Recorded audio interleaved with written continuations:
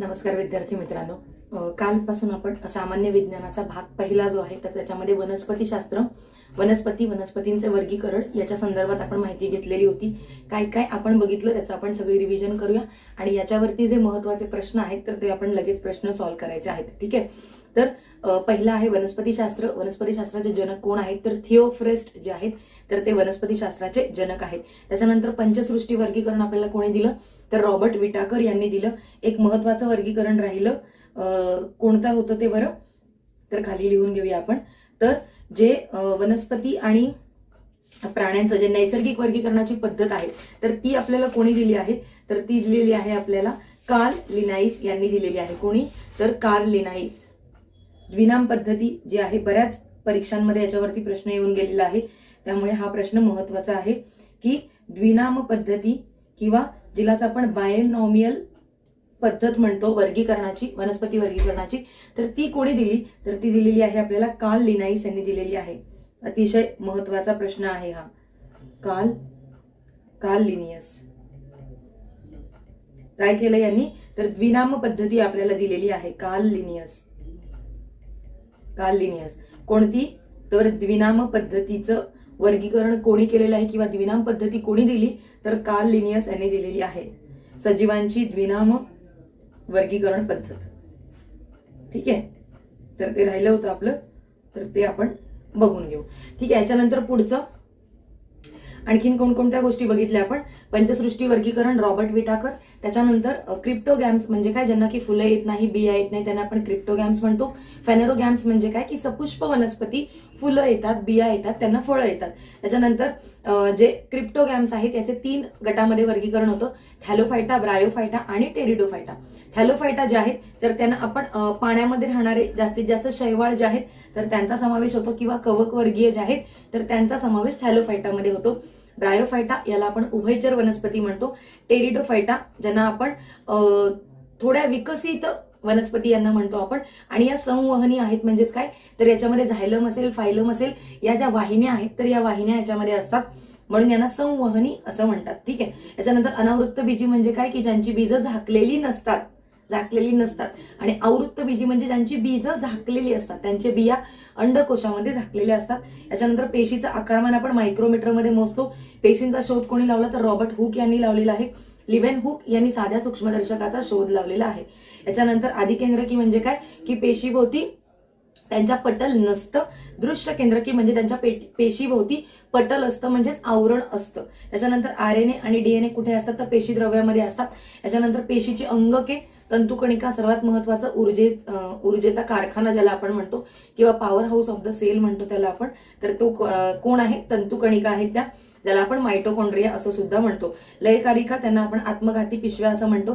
केंद्रक काय करतं तर संपूर्ण पेशीच्या कार्यांचं जे नियंत्रण आहे ते संपूर्णपणे केंद्रकामार्फत होत असतं. लवक काय करतात, लवक ज्यांनाच आपण क्लोरोप्लास्ट म्हणतो, हरित लवके म्हणतो, आणि ही लवक वेगवेगळ्या रंगांची सुद्धा असतात. तर त्या वनस्पतीचं अन्न तयार करण्याचं काम करतात. राष्ट्रीय पेशी विज्ञान संस्था पुण्यामध्ये आहे. 1986 ला तिची स्थापना झालेली आहे. स्पायरोगायरा काय आहे तर हरित शैवाल आहे. स्पायरोगायरा काय आहे, हरित शैवाल आहे. सर्वात मोठं फुल रॅफ्लेशिया अर्नोल्डी, सर्वात लहान वुल्फिया. नंतर आवश्यक पोषक द्रव्य किती आहेत वनस्पतींसाठी तर ते नंबर राहिला 16 आवश्यक पोषक द्रव्य आहेत. तर त्याच्यातली काही जास्त प्रमाणात लागतात आणि काही जी आहेत तर ती कमी प्रमाणात आपल्याला लागत असतात. याच्यानंतर नायट्रोजन, झिंक असेल, पोटॅशियम असेल, तर हे सगळे मॅक्रो एलिमेंट आहेत. मॅक्रो. ठीक आहे. हे सगळे मॅक्रो म्हणजे काय जास्त प्रमाणात लागणारे, आणि मायक्रो म्हणजे काय बोरॉन झालं, जस्ट झालं, हे मायक्रो एलिमेंट आहेत जे की कमी प्रमाणामध्ये वनस्पतींना आवश्यक असतात. नायट्रोजन नसेल तर झाडाची वाढ खुंटते. झिंक नसेल तर पाने पिवळी पडतात. पोटॅशियम नसेल तर खोडे जी आहेत तर ती खोडे बारीक होत असतात. जिब्बेरेलिन जे संप्रेरक आहे वनस्पतीमध्ये जे की खोडाची वाढ घडवून आणतं. सायटोकायनिन जे आहे तर ते पेशींची जे विभाजन आहे त्या पेशींच्या विभाजनासाठी मदत करतं. कोण तर सायटोकायनिन. याच्यानंतर ऍब्सेसिक ऍसिड जे आहे हे ऍब्सेसिक ऍसिड काय करतं, वनस्पतीची वाढ रोखून धरतं. मग त्यामुळे काय होतं, वनस्पतीला जे पाणी पाहिजे, पोषक द्रव्य पाहिजे आहेत तर ती कमी प्रमाणात लागतात. तर त्यामुळे ऍब्सेसिक ऍसिड त्याला ग्रोथ रिटार्डंट हार्मोन असं सुद्धा म्हणतात. व्हायरसचा full form vital information resources under siege. तंबाखूवरती कोणता विषाणू आहे, तर मोझॅक नावाचा विषाणू तंबाखूवरती आहे. तंबाखूवरती कोणता विषाणू आहे, तर मोझॅक नावाचा विषाणू तंबाखूवरती असतो. अँटनी लिव्हेनहॉक यांनी जीवाणूंचा शोध लावलेला आहे. तर काही जीवाणू जे आहेत तर ते आपल्यासाठी उपयोगी आहेत, काही जीवाणू असे आहेत की जे आपल्यासाठी उपद्रवी आहेत किंवा रोगकारक आहेत असं आपण त्यांना म्हणू शकतो. जो लॅक्टोबॅसिलाई आहे, जो दुधाचं दह्यामध्ये रूपांतर करतो, त्याला आपण लॅक्टोबॅसिलाई म्हणतो. रायझोबियम म्हणजे काय, जो की नत्र स्थिरीकरणाचं काम करतो, म्हणजे नायट्रोजनचं नायट्रेटमध्ये रूपांतर करतो आणि मग ते नायट्रेट वनस्पतींमार्फत शोषून घेतलं जातं त्यांच्या वाढीसाठी. त्याच्यानंतर ॲझॅटोबॅक्टर असेल, जे की नायट्रोजन स्थिरीकरणामध्येच हेल्प करतं. दुसरं आहे नॉस्टॉक असेल, अॅनाबिना आहे. तर हे कुठे असतात, तर हे नॉस्टॉक आणि अॅनाबिना सुद्धा नत्र स्थिरीकरणाचं अॅनाबिना जे की नत्र स्थिरीकरणाचंच कार्य करत असतात. आणि हे कुठे आढळतात, तर जिथे भाताची शेती आहे तर त्या भाताच्या शेतीमध्ये हे नॉस्टॉक आणि अॅनाबिना जे आहेत तर ते आढळत असतात. हे सुद्धा नायट्रोजन स्थिरीकरण करण्याचं कार्य करत असतात. क्लॉस्ट्रिडियम आहे, हा एक उपद्रवी जीवाणू आपण याला म्हणू शकतो. जे अन्न खराब झालेलं असतं ते खराब अन्न करण्याचं कार्य हाच क्लॉस्ट्रिडियम करत असतो. याच्यानंतर जर एखादी दुखापत झाली असेल तर त्याला आपण गँग्रीन म्हणतो. तर त्याच्यामध्ये सुद्धा हा क्लॉस्ट्रिडियम नावाचाच जीवाणू असतो. त्याच्यानंतर कवकं कोणती, तर म्युकस आणि रायझोपस, ज्याला आपण फंगी म्हणतो. तर ते कुठे आहेत, तर शेणावरती आणि ब्रेडवरती जी आपल्याला भाकरीवरती असेल, पावावरती आपल्याला जी काळ्या काळ्या रंगाची बुरशी दिसते तर ती कोणती आहे, म्युकर आहे आणि रायझोपस आहे. त्याच्यानंतर सायक्रोमायसिस, कुठे आपण त्यांचा वापर करतो, तर आपण उसाच्या मळीमध्ये त्याचा वापर करून आपण त्याच्यापासून इथेनॉल बनवत असतो. सायक्रोमायसिस सेरेवेसी काय करतं, तर आर्सेनिकचं जे प्रदूषण आहे ते शोषून घेण्याचं कार्य सॅक्रेमायसिस सेरेवेसी करतं. याराविका लायपोलिटिका जे आहे तर ते पाम तेल निर्मितीमध्ये मदत करत असतं. अलेक्झांडर फ्लेमिंग यांनी काय केलं, तर पेनिसिलियम नावाचं जे कवक आहे, फंगी आहे, त्याच्यापासून त्यांनी पेनिसिलियम, तर पेनिसिलिन नावाचं अँटीबायोटिक, ज्याला आपण प्रतिजैविक म्हणतो, ते तयार केलेलं आहे. लायकेन एक ड्युअल प्लांट आहे, ज्याच्यामध्ये शैवाल आहे, जे अन्न तयार करतं आणि कवक काय करतं, त्याला निवारा देत असतं. बंबाकू ही एक परजीवी वनस्पती आहे. गोल्डन राईस मध्ये आपण बीटा कॅरोटीनचा समावेश केलेला आहे, ज्याच्यामध्ये आपण व्हिटॅमिन ए टाकलेलं आहे. इन्सुलिन, जे की मधुमेहासाठी प्रतिजैविक आहे, म्हणजे अँटीबायोटिक. इंटरल्युकिन, कर्करोगासाठी. फॅक्टर 8 कशासाठी, हिमोफिलियासाठी.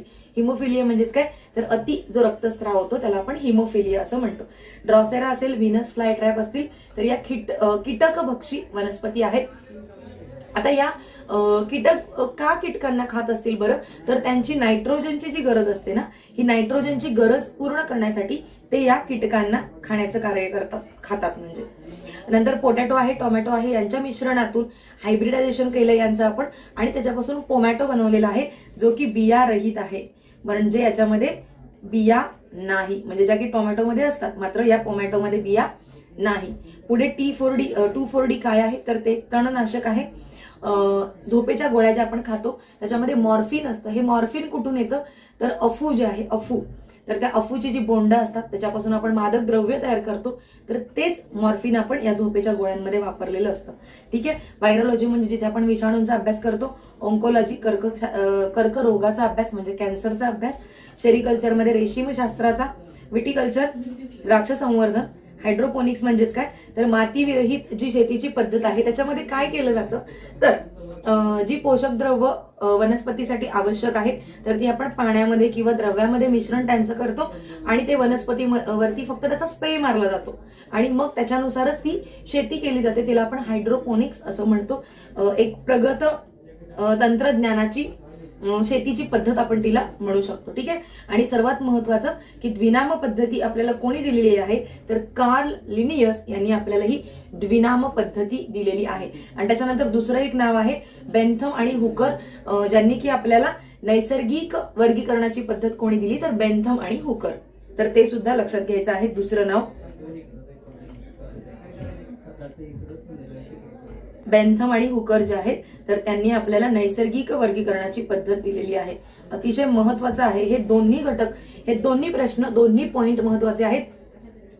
नैसर्गिक वर्गीकरणाची पद्धत.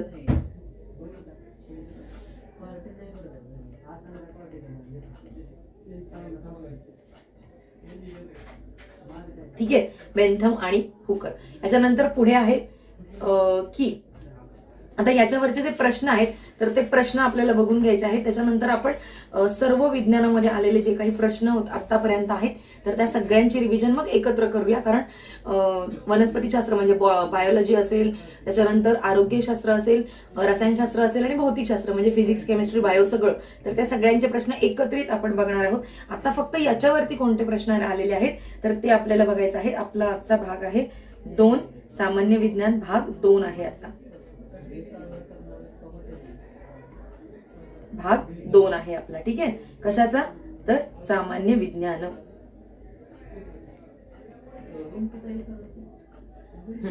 आता याच्यामध्ये पहिला प्रश्न काय आहे तर वनस्पती वाढीसाठी आवश्यक सूक्ष्म मूलद्रव्य कोणतं असं विचारलेलं आहे.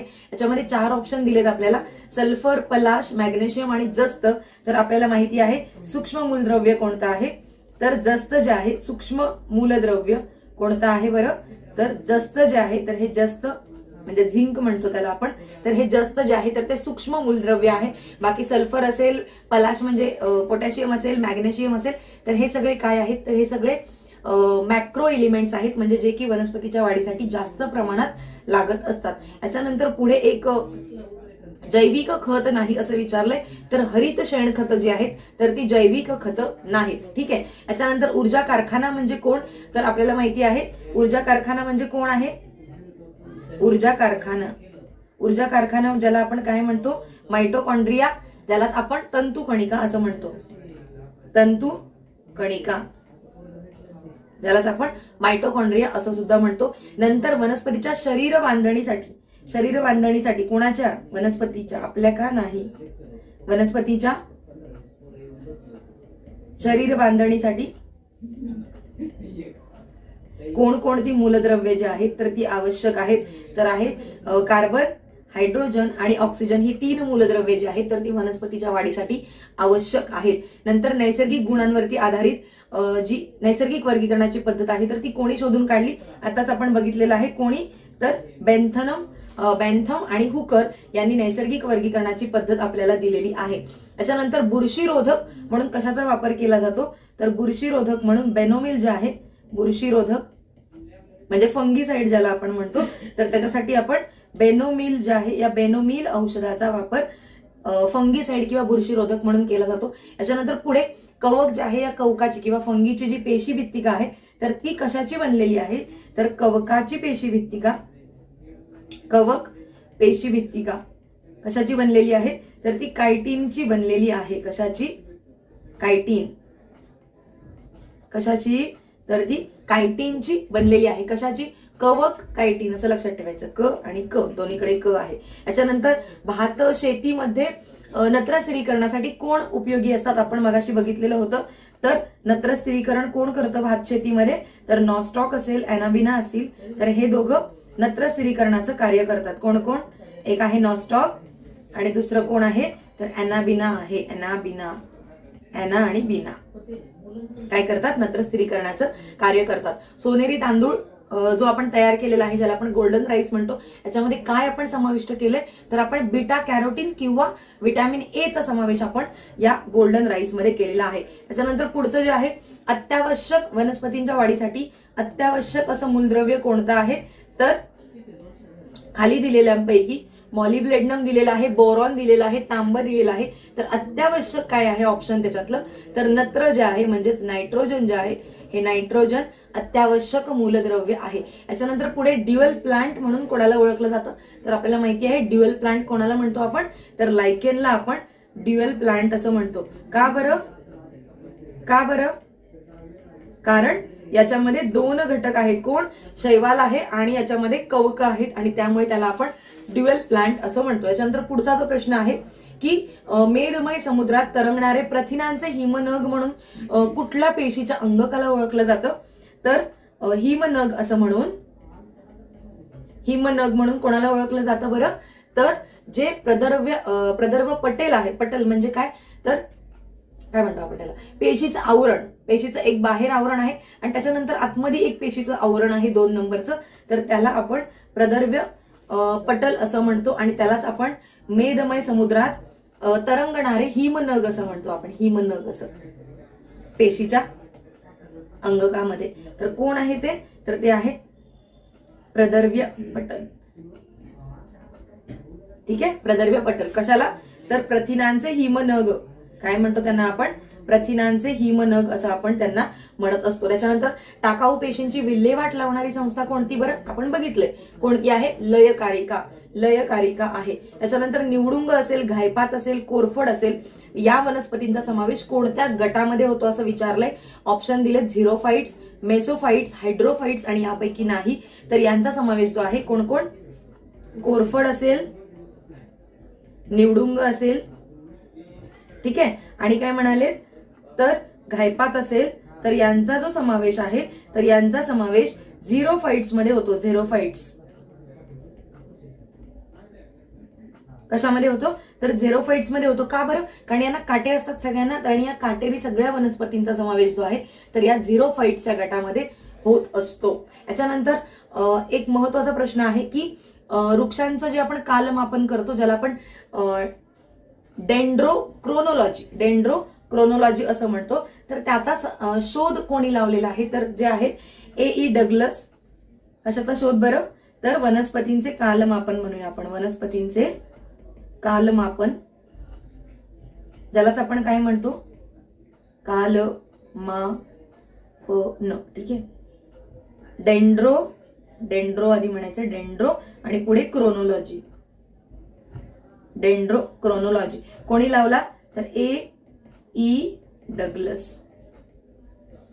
ए.ई. डग्लस जे आहेत तर या ए.ई. डग्लस यांनी वनस्पतींच्या कालमापनाचा शोध लावलेला आहे. ज्याच्यामध्ये आपण काय करतो बरं? तर कार्बन 12 असेल, कार्बन 14 असेल, यांचा वापर करत असतो आपण वयमापन शोधून काढण्यासाठी. आणि दुसरी गोष्ट म्हणजेच काय? तर वनस्पतीचं जे खोड आहे तर त्या खोडांच्या वरती ज्या रिंग्स असतात, खोड कापल्यानंतर त्याच्यावरती ज्या रिंग्स असतात, तर त्याच्यावरून वनस्पतींच्या वयामानाचा हे लावला जातो. काय लावला जातो? तर अंदाज लावला जातो. कशावरून? तर त्या वनस्पतींच्या खोडांवरून. वनस्पतीच्या खोडावरती अशी वर्तुळ असतात बघा कापल्यानंतर. जर एखादं लाकूड असेल तर त्या लाकडावर आपण बघितलेलं आहे, तर त्याच्यावरून वनस्पतींच्या वयोमानाचा विचार केला जातो, वयोमानाचा शोध लावला जातो. ठीक आहे, तर त्याला डेंड्रोक्रोनॉलॉजी असं म्हणतात. कोणी शोध लावला? तर ए.ई. डग्लस यांनी याचा शोध लावलेला आहे. याच्यानंतर गव्हाची जनुकीय पेढी कुठे आहे?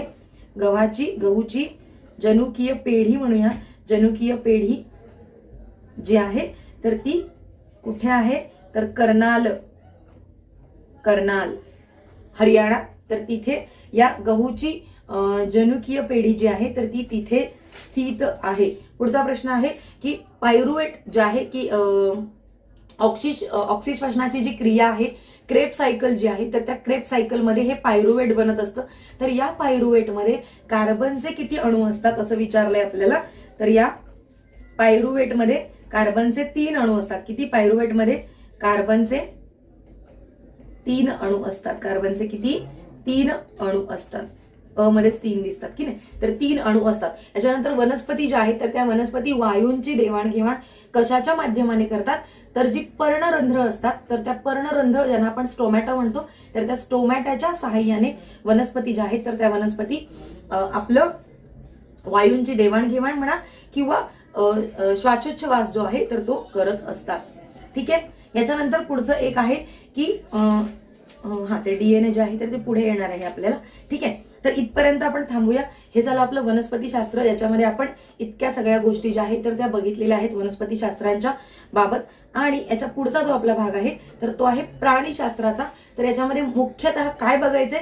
तर प्राण्यांचं वर्गीकरण कोणकोणत्या गटांमध्ये आपण करतो, कोणकोणत्या गटांची काय काय वैशिष्ट्ये आहेत, कोणकोणते प्राण्यांची काय काय वैशिष्ट्ये आहेत त्या गटाची असतील, तर डीएनए आणि आरएनए काय आहे, आणि मग त्याच्यावरती आलेले प्रश्न जे आहेत तर ते आपल्याला लगेचच बघायचे आहे. ठीक आहे, तर आपण पुढचा आपला जो घटक आहे कोणता आहे बरं? तर हे वनस्पती शास्त्र इथपर्यंत संपलेलं आहे आपलं. पुढचं काय आहे आता? प्राणीशास्त्र.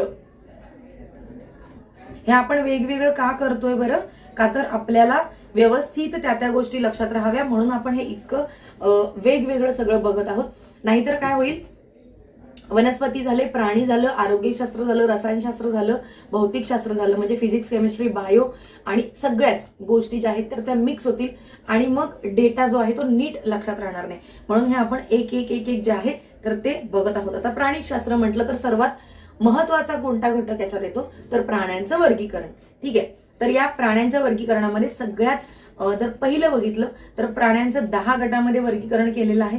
कोणकोणते असतील बरं, तर ते आपल्या परीक्षेसाठी त्यांची नावं महत्वाची नाहीत, मात्र काही जे गट आहेत त्यांच्याविषयी आपल्याला माहिती असली पाहिजे. आता ते गट कोणकोणते आहेत तर ते बघूया आपण, की पहिले तर हे 10 गट कोणते, तर प्रोटोझोआ असेल, पोरीफेरा असेल, त्याच्यानंतर सिलेंट्राटा आहे, प्लॅटीहेल्मिंथस आहे, ॲनेलिडा आहे, ॲस्कोहेल्मिंथस आहे, ऑर्थ्रोपोडा आहे, मोलुस्का आहे, इकायनोडर्माटा आहे, हेमिकार्डेटा आहे, असे 10 गट आहेत की ज्याच्यामध्ये जी काही सगळी प्राणीसृष्टी आहे आपल्या समोर तर त्या प्राणीसृष्टीचं आपण या 10 गटांमध्ये वर्गीकरण केलेलं आहे.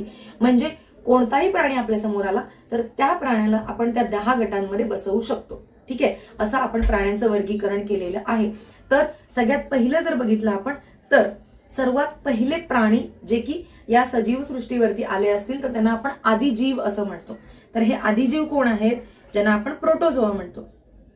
कोण तर प्रोटोझोआ.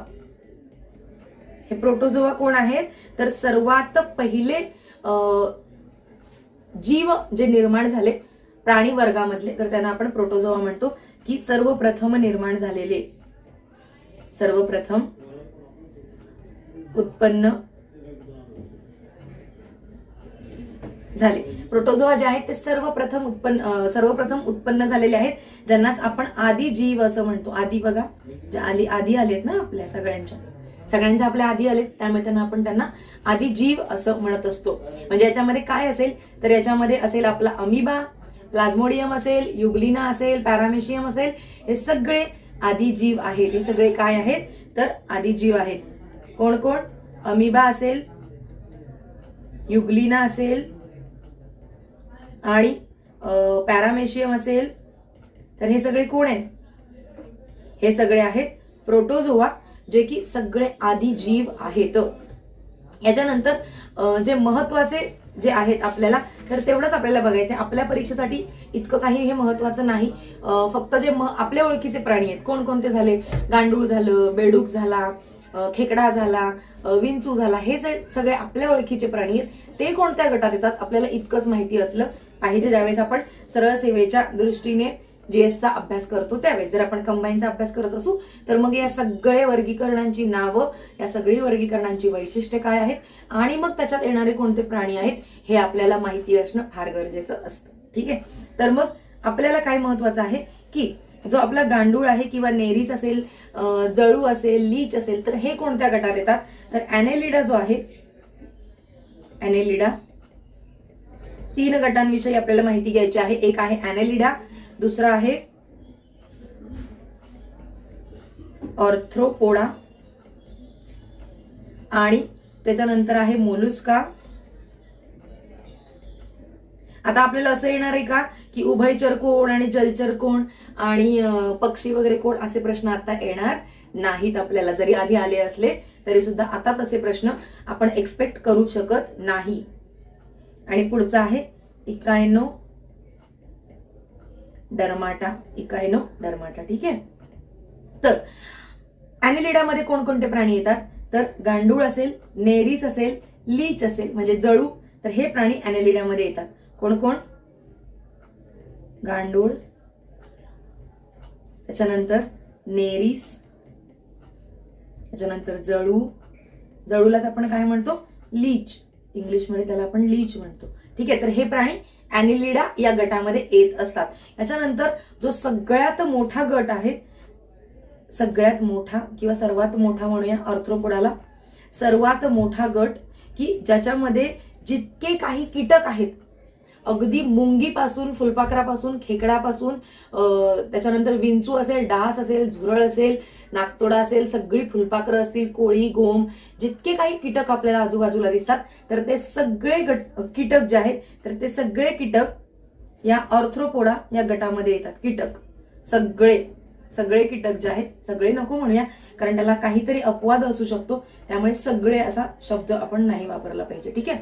तर कीटकांचा गट आहे हा, कीटकांचा समूह आहे हा, आणि हा सगळ्यात मोठा प्राण्यांच्या वर्गीकरणातला गट आहे. याच्यानंतर याच्यामध्ये कोण कोण येतं तर झुरळ असेल, आपलं म्हणजे आपल्या सगळ्यांचं झुरळ, विंचू असेल, फुलपाखरू असेल, हे सगळे जे आहेत तर ते सगळे या आर्थ्रोपोडा या गटामध्ये येतात. मोलुस्कामध्ये कोण येत असेल तर गोगलगाय जे आहे, गोगलगाय. त्याच्यानंतर शिंपले जे असतात, हे शिंपले झाले, ऑक्टोपस झालं, शिंपले. ठीक आहे.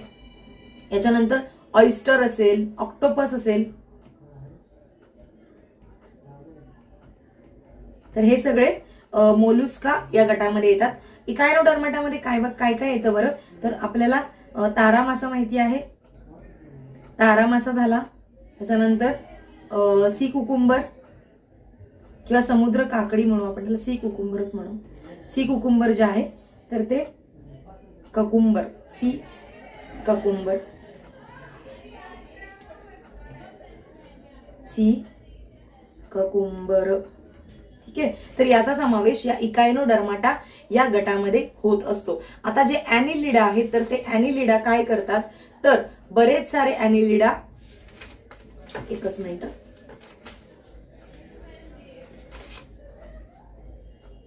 आता याच्यामधले जे गांडूळ आहे, बेडूक आहे, तर हे त्वचेच्या मार्फत श्वसन करतात. तर कोणाकोणाच्या माध्यमातून श्वसन करण्याची त्यांचे अवयव कोणते आहेत तर ते आपण बघून घेऊया, कारण ते महत्वाचं आहे. त्याच्यावरती प्रश्न आपल्याला येऊ शकतो.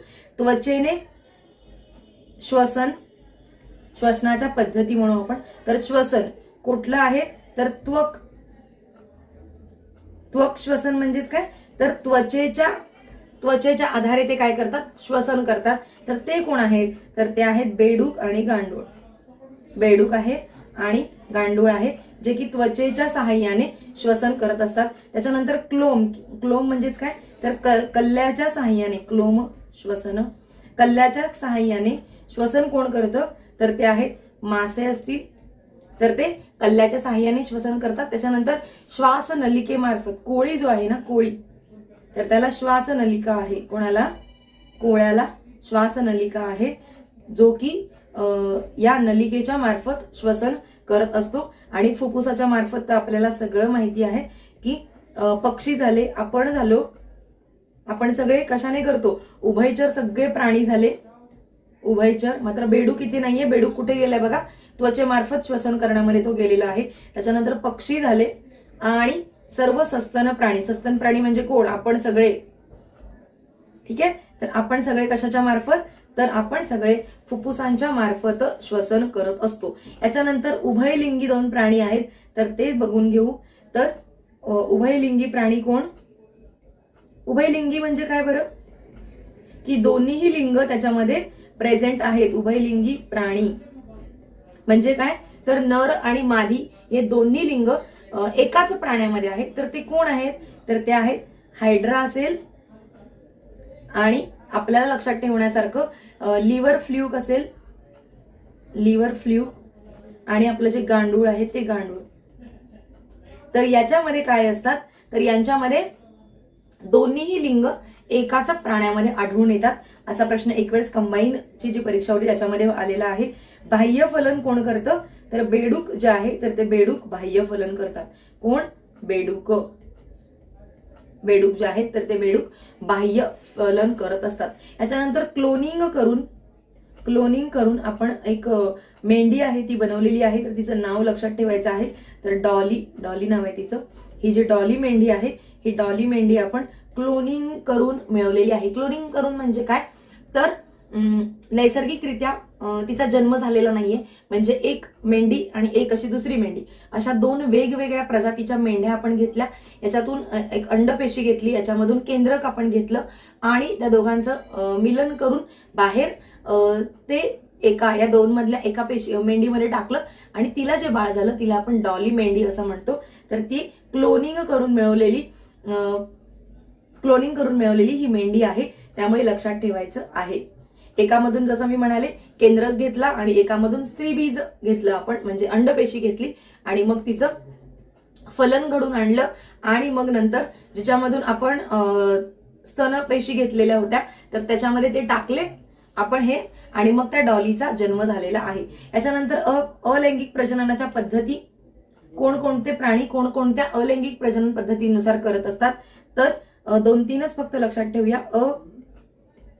अलैंगिक प्रजनन, अलैंगिक प्रजनन कोणकोणतं, तर जो अमिबा आहे हा अमिबा काय करतो, तर अमिबा साधं द्विविभाजन असतं त्याचं, साधे द्विविभाजन कशामध्ये, तर अमिबामध्ये. त्याच्यानंतर जो स्पायरोगायरा आहे, स्पायरोगायरा, या सगळ्याची रिव्हिजन करायची आहे आपल्याला.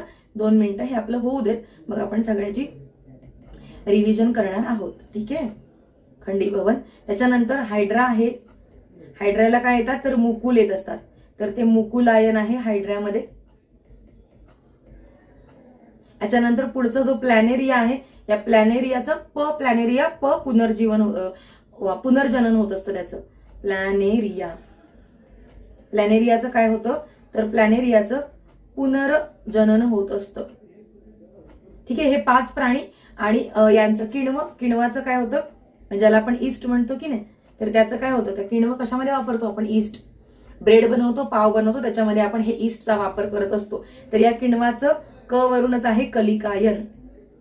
याच्यामध्ये अलैंगिक पद्धतीने प्रजनन घडून येतात. तर हे सगळे आहेत कशाचे, तर अमिबा साधा द्विविभाजन पद्धतीने, स्पायरोगायरा खंडीभवन होतं त्याचं, असे म्हणजे तुकडे होतात स्पायरोगायराचे. हायड्रा जे आहे तर त्या हायड्राला मुकुल येतात, असं चित्र तुम्ही बघितलेलं असणार आहे स्टेट बोर्डमध्ये.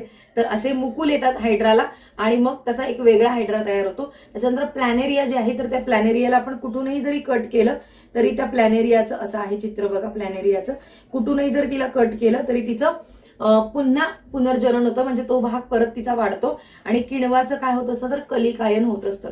किण्वामध्ये काय होत असतं, तर कलिकायन होत असतं. आता वरती जे मगाशी प्राणी आपण बघितले, तर हे प्राणी जे आहेत तर त्यांची उत्सर्जन संस्थेची काही नावं आहेत. तर गांडूळ जे आहे तर या गांडुळाला जी उत्सर्जन संस्था आहे तर तिला आपण काय म्हणतो, तर तिला आपण नेफ्रिडिया म्हणतो. उत्सर्जन संस्था आहे.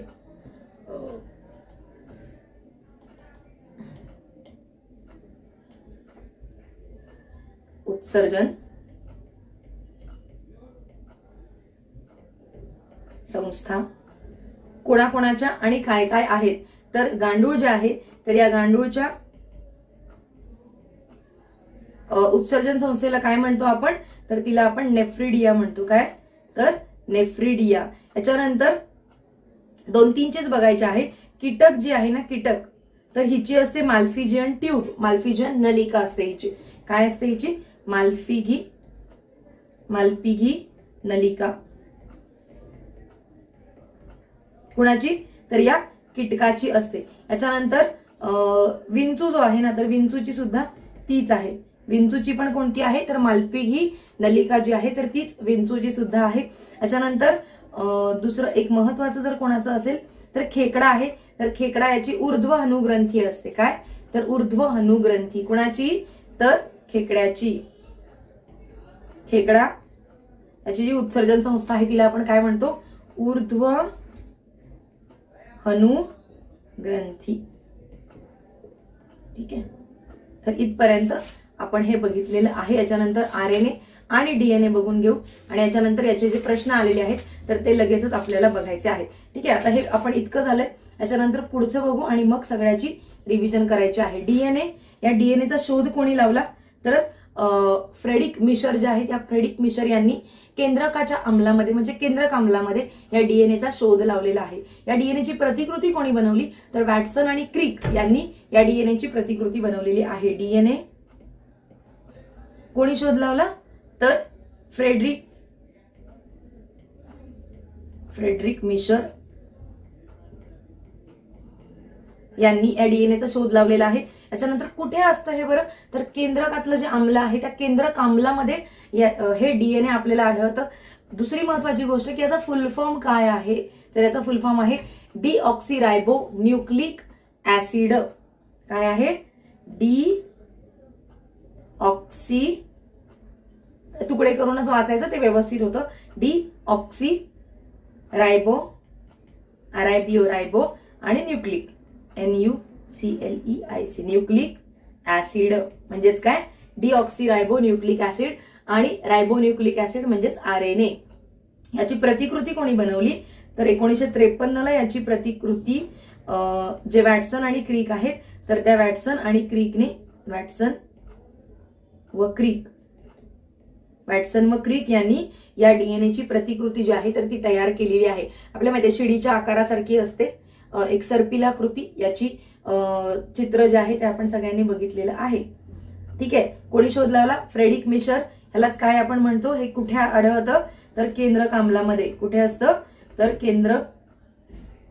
केंद्रक आम्ल म्हणजे केंद्रकामध्ये जे आम्ल आहे तर त्याच्यामध्ये हे असतं कोण, तर डीएनए. याच्यानंतर पुढचं काय आहे, तर RNA. RNAचा फुल फॉर्म काय आहे, रायबोन्यूक्लिक ऍसिड. फक्त डीऑक्सी जे आहे ना तर ते काढायचं.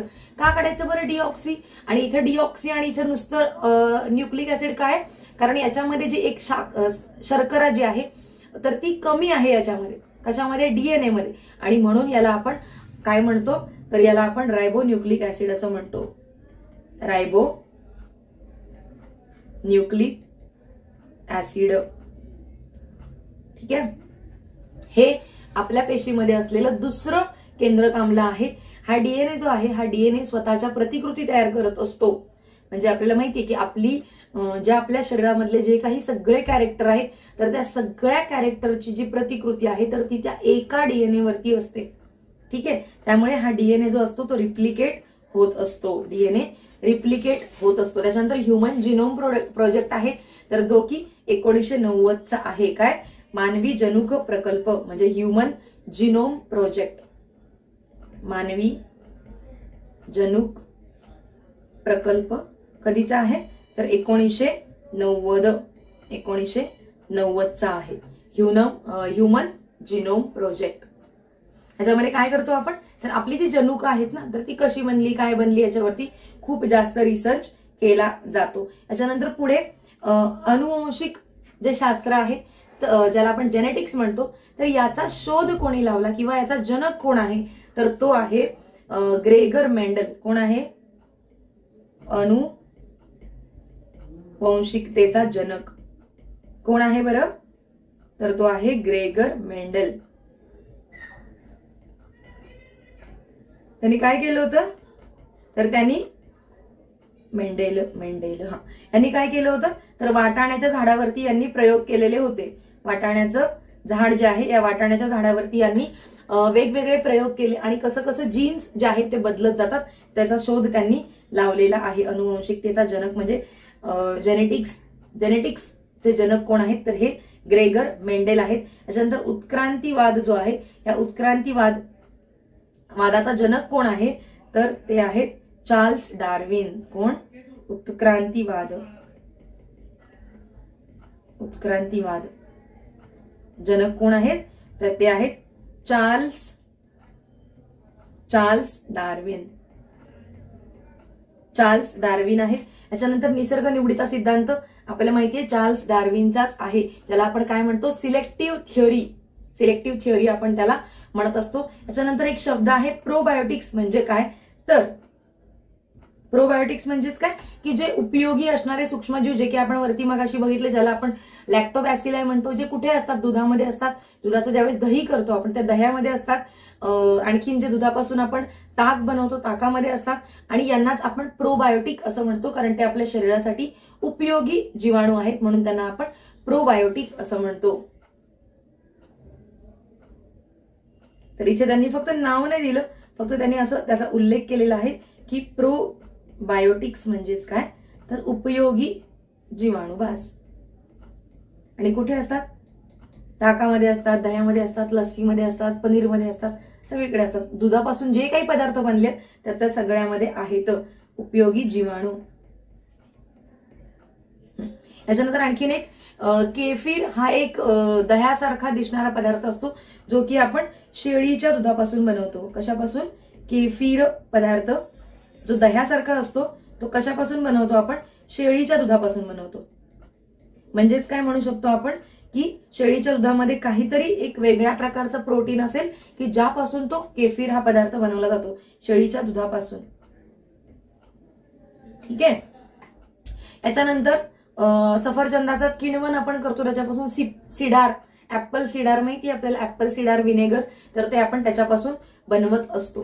ठीक आहे, इथपर्यंत झालेलं आहे. याच्यानंतर पुढचं जे आहे की सगळ्यात मोठे सगळ्यात लहान काय काय आहेत 2-4 गोष्टी त्या बघून घेऊ आपण. तर अमिबा जो आहे तर तो कशाच्या सहाय्याने हालचाल करतो? तर त्याला छद्मपाद असतात, म्हणजे असे ज्याला आपण काय म्हणतो, स्युडो लेग्स म्हणतो त्याला आपण, म्हणजे खोटे पाय. तर त्याच्या आधारे तो काय करत असतो? विचलन करत असतो, म्हणजे हलण्याची जी क्रिया आहे त्याची हालचाल जी आहे तर ती तो त्याच्या सहाय्याने करत असतो. सर्वात मोठे हृदय जर कोणाचं असेल तर सर्वात मोठे हृदय जिराफ याचा आहे. मोठे हृदय कोणाचं आहे? जिराफाचं आहे. जिराफ. ठीक आहे. याच्यानंतर पुढे सगळ्यात मोठा गट किंवा मोठा संघ जर कोणता असेल, मोठा संघ जे आपण मगाशी बघितलंय, कोणता आहे तो? तर तो आहे ऑर्थ्रोपोडा. ऑर्थ्रोपोडा, ज्याला आपण संधिपाद असं सुद्धा म्हणतो, संधिपाद गट. ठीक आहे, संधिपाद गट. याच्यानंतर सर्वात मोठा पक्षी म्हणालो तो शहामृग आहे, आणि सर्वात लहान जर पक्षी म्हणालो तर तो कोण आहे? मेल हमिंग बर्ड आहे. कोण? सर्वात लहान पक्षी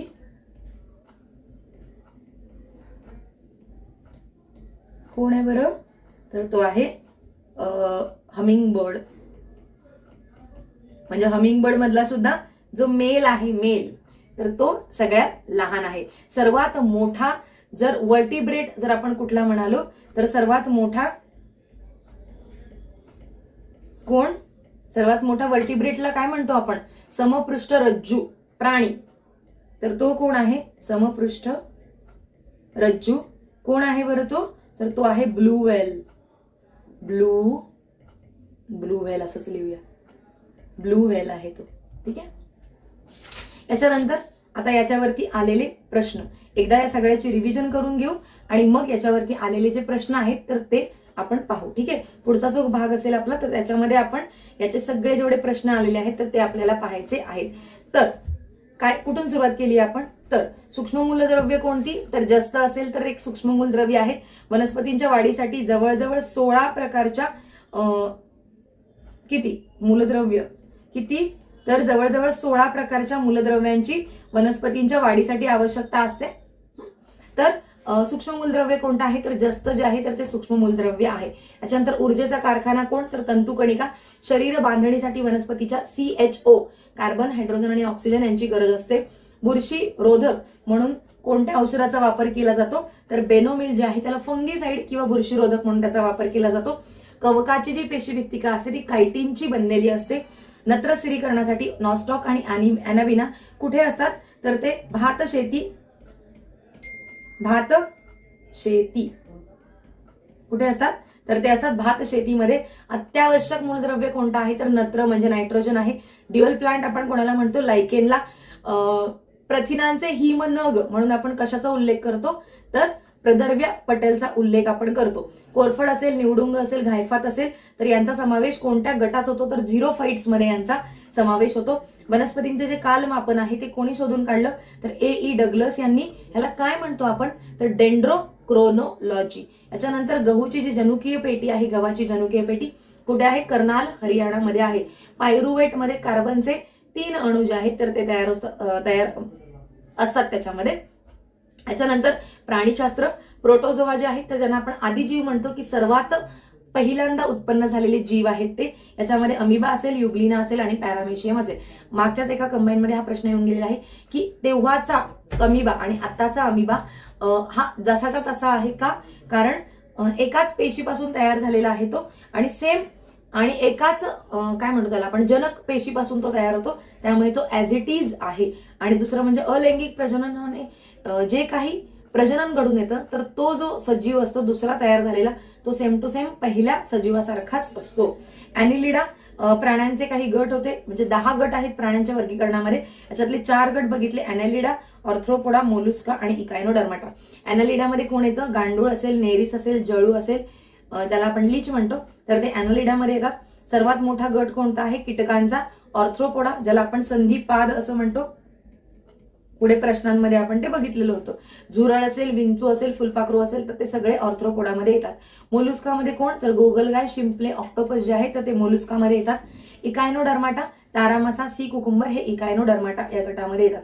त्वचेच्या मार्फत श्वसन करणारे बेडूक आहे, गांडूळ आहे. कल्ल्यांच्या मार्फत मासे, श्वासनलिका कोळी आणि फुफ्फुसाच्या मार्फत किंवा फुफ्फुसी श्वसन कोण कोण? सस्तन प्राणी, उभयचर आणि सगळे पक्षी. उभयलिंगी प्राणी कोणते आहेत? हायड्रा झालं, लिव्हर फ्लूक झालं आणि गांडूळ हे काय आहेत? उभयलिंगी प्राणी आहेत, म्हणजे दोन्ही लिंग एकाच प्राण्यामध्ये तिथे आहे. बाह्यफलन कोण करतं? तर बेडूक करत असतं. बेडकांची अंडी जी असतात ती त्या डबक्यामध्ये असतात, त्याच्यावरती येऊन मग दुसरे ते हे पडतात आणि मग त्यांचे ते बारीक बारीक जे तयार होतात बेडकांची पिल्ल, तर ती त्याच्यामध्येच पाण्यामध्येच त्या तयार होतात आणि मग ती नंतर वाढत असतात. क्लोनिंग केलेली पहिली डॉली मेंढी. अलैंगिक प्रजननामध्ये अमिबा काय करतो? साधं द्विविभाजन करतो. स्पायरोगायरा खंडीभवन करतो. हायड्राचं मुकुलायन होत असतं. प्लॅनेरियाचं पुनर्जनन होतं. किण्वाचं कलिकायन होत असतं. उत्सर्जन संस्था गांडुळाची काय आहे? तर नेफ्रिडिया आहे. विंचू आणि कीटकची काय आहे? तर माल्फिगी नलिका जी आहे त्याच्या साह्याने ते उत्सर्जन करतात. खेकडा जो आहे तर तो खेकडा ऊर्ध्व हनुग्रंथीच्या साह्याने उत्सर्जन करत असतो. डीएनए शोधकोडी लावला फ्रेडिक मिशर यांनी, हे एक केंद्रकामला आहे. वॅटसन आणि क्रिक यांनी याची प्रतिकृती जी आहे तर ती तयार केलेली आहे. आरएनए काय आहे? रायबोन्यूक्लिक ऍसिड आहे. ह्युमन जिनोम प्रोजेक्ट कधीचा आहे? 1990चा, ज्याला आपण मानवी जनक प्रकल्प असं म्हणतो. अनुवंशिकता जेनेटिक्स जे आहे त्याचे जनक कोण आहेत? तर ग्रेगर मेंडल, त्यांनी वाटाण्याच्या झाडावरती प्रयोग केलेला आहे. उत्क्रांतीवादाचा जनक कोण आहे? तर चार्ल्स डार्विन, त्यांनीच सिलेक्टिव्ह थिअरी जी आहे आपल्याला ती सुद्धा त्यांनीच दिलेली आहे. प्रोबायोटिक्स म्हणजेच काय? की जे उपयोगी जीवाणू आहेत त्यांना आपण प्रोबायोटिक्स असं म्हणतो. कुठे आढळतात बरं? तर ताक असेल, दही असेल, पनीर असेल याच्यामध्ये आढळतात. केफीर हा जो पदार्थ आहे तो शेळीच्या दुधापासून आपण तयार करतो. सर्वात मोठं हृदय कोणाचं असेल? तर जिराफ या प्राण्याचं सर्वात मोठं हृदय आहे. सर्वात मोठा संघ कोणता? तर ऑर्थ्रोपोडा आहे. सर्वात लहान पक्षी हमिंग बर्ड आणि मेल हमिंग बर्ड. आणि सर्वात मोठा समपृष्ठ रज्जू प्राणी कोणता आहे? तर तो आहे ब्लू व्हेल. ओके, तर इथे थांबूया आपण. याच्यानंतर याच्यावरती आलेले प्रश्न आणि मग पुढचा जो घटक आहे आरोग्यशास्त्र, तर तो आपण बघू.